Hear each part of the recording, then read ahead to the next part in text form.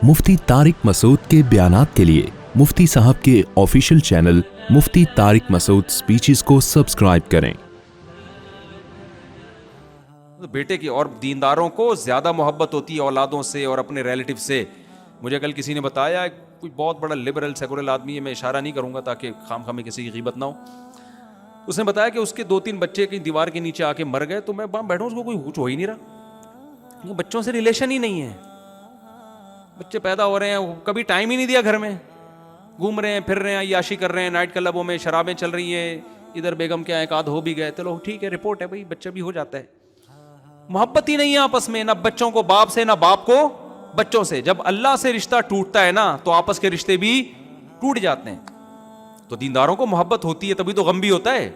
लेकिन जबान से वो कहा जाएगा जिस पे अल्लाह राजी होगा,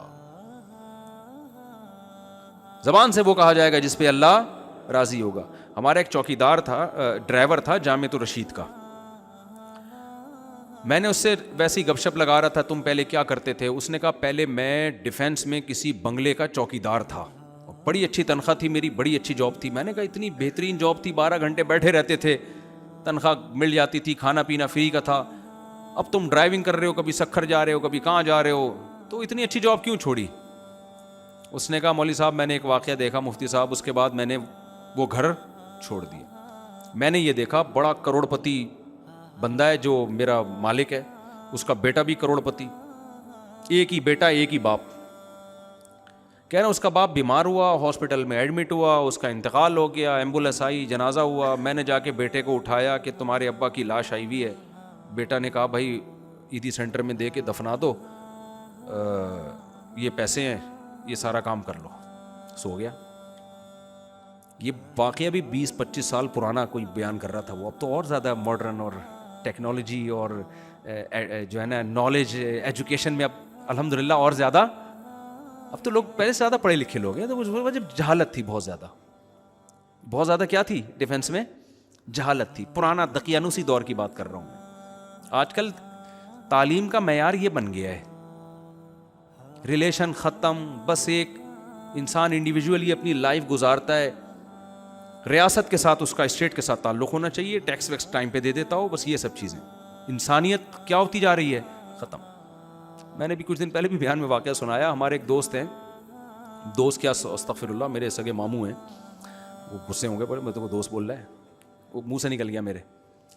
तो वो चंद दिन पहले अमेरिका से उनका फ़ोन आया ना, तो मैंने कहा खैरियत से? अब हमारा तो रिलेशन है भाई, हम तो मुसलमान हैं यार। तो मैं थोड़े दिन बाद उनको कॉल इसलिए करता हूँ कि भाई मामू है भाई, ठीक है ना, ताल्लुक़ थोड़ी तोड़ सकते हैं। तो बड़ी गपशप हो रही थी। मैंने कहा आप अमेरिका में कहाँ रहते हैं? उन्होंने कहा फलां जगह रहता हूँ। मैंने कहा आपके अड़ोस पड़ोस में गोरे रहते हैं? मुझे हर कौम के कल्चर को जानने का बड़ा शौक है। तो उन्होंने कहा कि मेरे पड़ोस में भी एक फैमिली है, ये रेजिडेंशियल एरिया है, यहाँ फैमिली वाले लोग रहते हैं। मैंने कहा गोरों की फैमिलियाँ माशाल्लाह। मेरा एक जहन में आया कि भाई पुप्पी होगी, खाला होंगी, कज़नें होंगी, उनकी बहुएं होंगी, अंग्रेज़ की बहू, सोचें आप। तो उसके दामाद होंगे, फैमिली होगी ना, पोते नवासे होंगे। तो भाई एरिया ही ऐसा है जहाँ फैमिली वाले लोग रहते हैं, कि होटल में थोड़ी रह रहे हैं वो।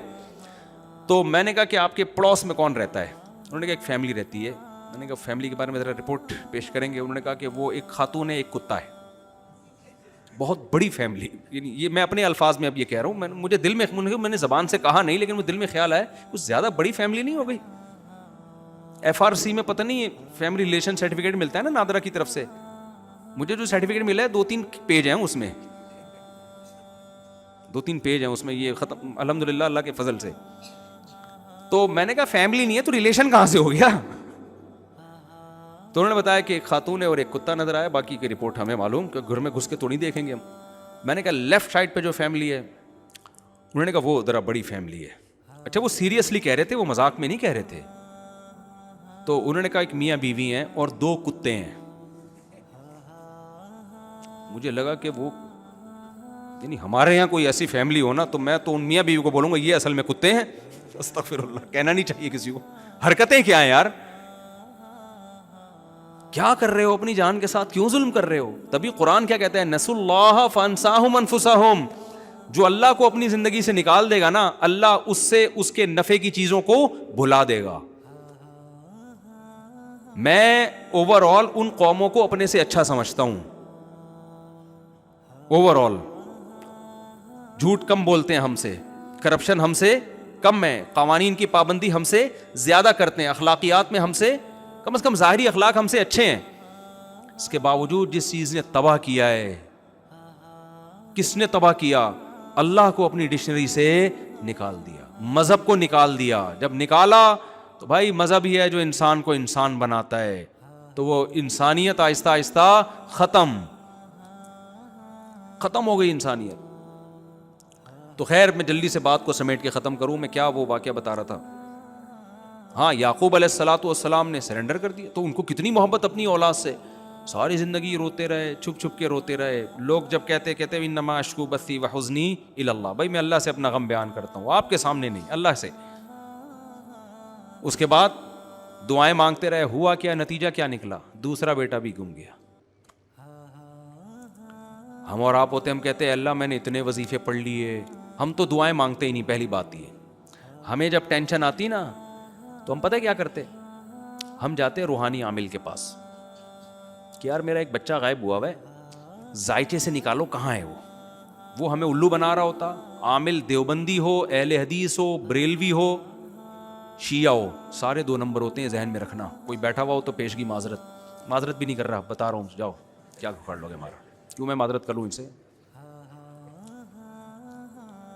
تو یہ دھندا ہے, اس میں کبھی نہیں کسی کے متاثر ہوا کرو کہ یہ اتنے بڑے بزرگ ہیں, یہ عملیات کر رہے ہیں. وہ بھائی ہم نے بہت دیکھا, ان تلوں میں تیل نہیں ہے, یہ سب دھندا ہے. یہ جو پیسے لیتا ہے وہ بھی دھندا ہے, جو پیسے نہیں لیتا وہ بھی دھندا ہے. کچھ بھی نہیں ہے ان کے پاس, ان تلوں میں تیل ہے ہی نہیں, کوئی علوم ہے ہی نہیں ہے.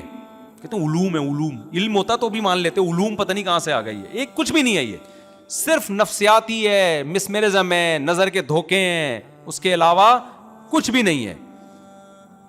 ایک صاحب کل میرے پاس ہے, کہہ رہے ہیں مجھ میں جنات کی ایک جماعت تھی, ابھی صرف ایک جن رہ گیا ہے, جماعت تو ختم ہو گئی, آپ ذرا اس کا علاج کریں. میں نے کہا میرے پاس تو بہترین علاج ہے اس کا. کیا علاج ہے؟ میں نے کہا ایسا دنا دھنائی کروں گا نا میں آپ کی. تو کہنے لگا میں مر جاؤں گا. میں نے کہا وہ جن کو لگے گا, آپ کو نہیں لگے گا. وہ ہمارے حضرت کے پاس نا, ہمارے استاذ ہیں, ان کے پاس ایک بندہ آیا نوجوان,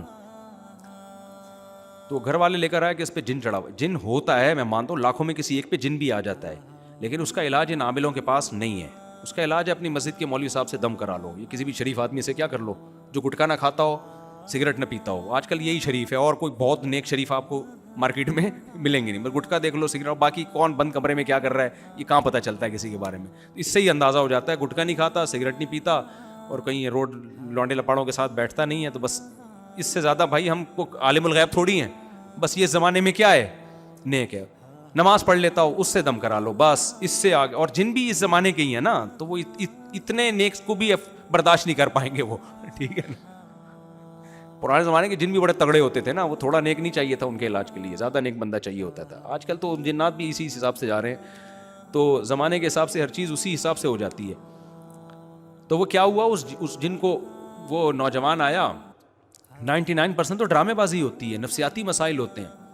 تو نوجوان کو ہمارے استاذ نے پکڑا, اس کو بولا کہ بھائی وہ کہہ رہا تھا جن آیا ہوا ہے نا, ادھر ادھر سے عربی بھی پڑھتا تھا. استاذ نے پکڑ کے اس کو لگائی دھنائی. تھوڑی دیر تک تو وہ چیختا رہا, اس کے بعد کہتا ہے یہ مجھے لگ رہا ہے, یہ جن کو نہیں لگ رہا. ہمارے استاذ نے کہا نہیں تو جھوٹ بول رہا ہے, تو جن ہے تجھے ہی لگ. شروع میں تو ڈرامہ کیا اس نے, اصل میں اس کو کسی لڑکی سے ہو گیا تھا عشق, جو رپورٹ آئی نا بعد میں. وہ اپنے اوپر ڈرامہ کر کے جن مسلط کرتا, فضائل اعمال سے کچھ عربی عبارتیں یاد کر لی تاکہ لوگ سمجھے سعودی عرب کا جن آیا ہوا ہے اس کے اوپر. کچھ عربی یاد کر لی, ماں باپ متاثر, اور جب ماں باپ اس لڑکی کے گھر اس کو لے کے جاتے جن اتر جاتا. تو سمجھتے کہ یہاں کچھ ہیں موکلات, موکل بھی کچھ نہیں ہوتا ہے, ذہن میں رکھو, ہمزاد موکل سب ڈرامے بازی ہیں. یہ جو کہتے ہیں ایک انسان ہوتا ہے, ایک اس کے ساتھ ہمزاد ہوتا ہے. بھائی ان چیزوں کا کوئی ثبوت نہیں ہے نہ شریعت میں, یہ سب ان کے اپنے دماغی تخیلات ہیں. ایک دن ایک عامل مجھے کہنے لگا آپ کے ساتھ آپ کا ایک ہمزاد بھی ہے. میں نے کہا ٹوٹل میں ہی ہوں, جتنا نظر آ رہا ہوں نا, اس کے علاوہ کچھ بھی نہیں ہے. میں ٹوٹل یہی ہوں, اور میرے اوپر کوئی الزام نہ لگانا. نہ کوئی موکل ہے نہ کوئی ہمزاد ہے, کچھ بھی نہیں ہے. باقی ایک فرشتہ ہوتا ہے, اللہ نے حفاظت کے لیے رکھا ہے. شیطان بھی انسان کو پریشان کرتے ہیں, وہ تو ویسے ہی ہوتے ہیں, وہ تو ہر ایک کے ساتھ ہوتے ہیں. اس کے لیے فرشتے اللہ نے پہلے سے رکھے ہوئے ہیں جو انسان کو بچاتے ہیں. ان کے پاس بالکل ضرورت نہیں جانے کی. سورہ فلق, سورہ ناس, آیت الکرسی پڑھ کے بس دم کر دیا کرو, کافی ہے اتنا. جب اس کی دھنائی لگائی نا, وہ کہہ رہا ہے خدا کی قسم یہ مجھے لگ رہا ہے. ہمارے استاذ کو سمجھدار تھے, ان کو پتا تھا اسی کو لگ رہا ہے, لیکن اس کو لگاؤ نہ تاکہ دوبارہ جن نہ چڑھائے. انہوں نے کہا نہیں ایکچولی یہ تجھے نہیں لگ رہا, یہ جن کو لگ رہا ہے. اس نے کہا, پھر مارا اس کو نا, کہہ رہا ہے بھائی کیسے یقین دلاؤں, یہ مجھے لگ رہا ہے. تو ان لوگوں کا اصل علاج کیا ہے؟ یہ علاج ان کو طبیعت سے, پولیس والوں کو پیسے کھلا کے نا, ان کو جن پولیس والوں سے بہت ڈرتا ہے. میں بتاؤں, یہ جتنے عامل لوگ ہیں نا, آپ کو دھمکیاں دیتے ہیں, یوں کر دیں گے. جب پولیس کے موبائل ہوتی ہے سارے بھاگ جاتے ہیں. ابے تمہارے پاس تو جن ہے یار, تم ایک پولیس کے موبائل کو یوں کر کے تم سنگ دل محبوب کو قدموں میں لا سکتے ہو. ایک پولیس والا جو گٹکا کھا کے آ رہا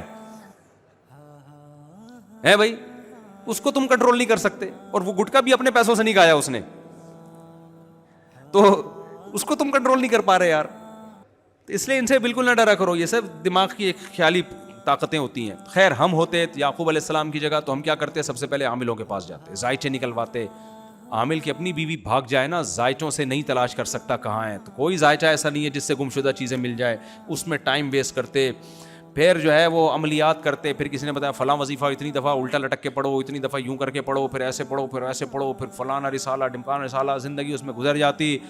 اس کے بعد کیا کرتے, تو آخر میں کچھ دعائیں مانگنا شروع کر دیتے, عمرہ کر لیتے, کچھ دعائیں مانگ لیں گے وہاں جا کے.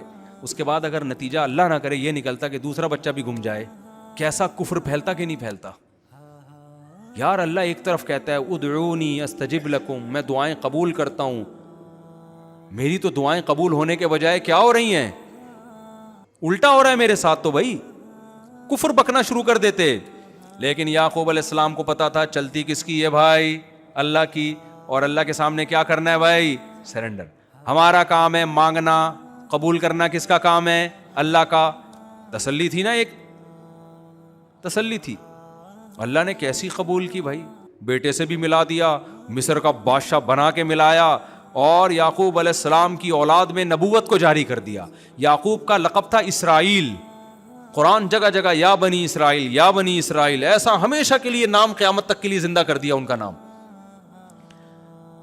تو اس سے صاف پتہ چلتا ہے کہ بھائی چلے گی اللہ کی,